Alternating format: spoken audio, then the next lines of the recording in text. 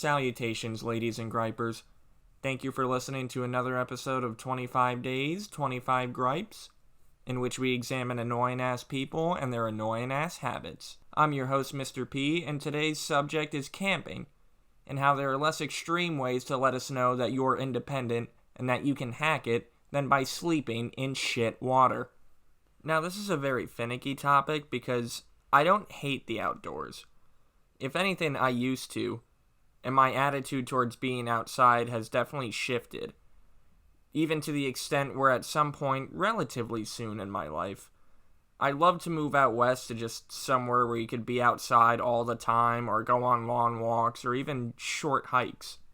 Where I live now, it's either a primarily very hot climate, or a very cold climate, and not much in between other than a few weeks in the fall or the spring.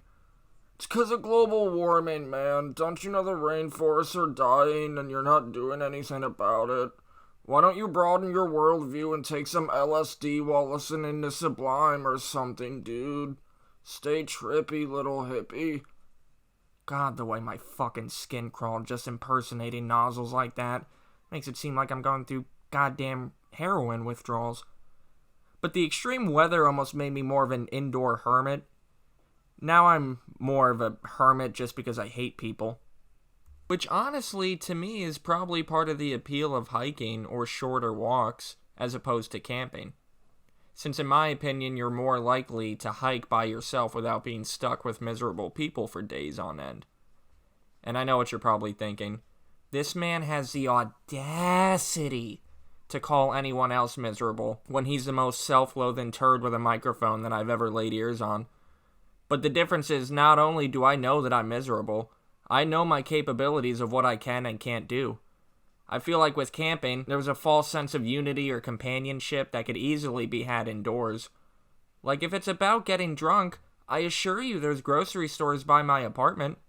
Not to mention heat and electricity. Not somebody's BO mixed with bug spray that you're trapped with all night. The only thing you'd have to worry about smelling in my apartment is the verbal sewage that emits from my trap.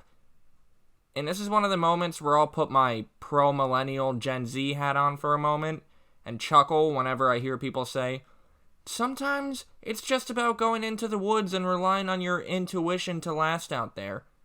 Asshole, have you seen the Blair Witch Project? We at least live in an age where we have smartphones.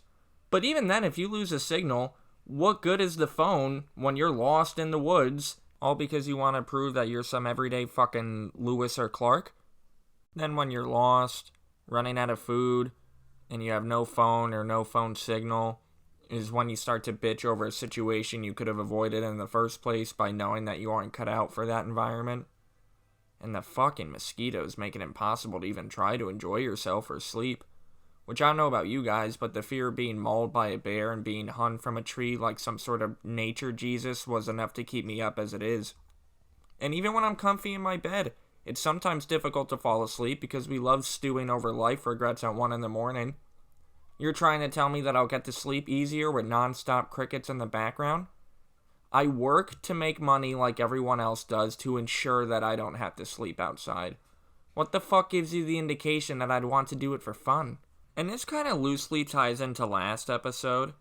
The thought of attending one of those half camping, half music concerts or EDM festivals where you camp out for days is enough to give me a panic attack.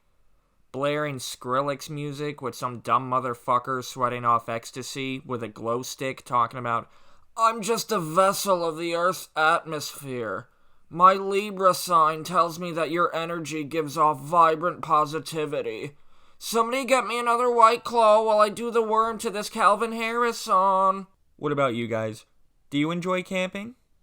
Do you not mind the wilderness, but would rather sleep in a cozy cabin instead where you can sit in a rocking chair with a bottle of Jim Beam while you stare into the fire and think about what you could have done differently? If you do go camping, are you environmentally woke by taking a bath in the river and risking E. coli? Hope you guys liked episode 14.